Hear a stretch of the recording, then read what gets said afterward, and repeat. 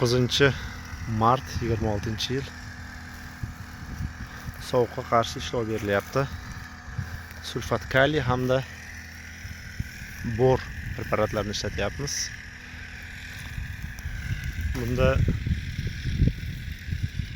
sulfat kaliy antifriz vazifasini bajaradi. Xuddiki daraxt ichidagi suvni tarkibidagi shakar miqdorini ko'paytirib, sovuqqa chidamliligini oshiradi. Qisqa muddatli 1-2 gradus sovuqligiga yordam beradi.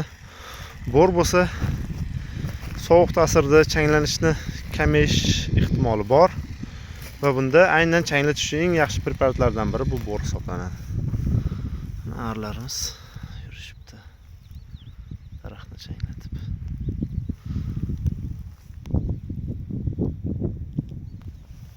Bu yoq o'rik. Bu yoqda slivalar bor. Slivalar ham gullab qolgan. Boshlanish bosqichida. Mana ko'rish mumkin.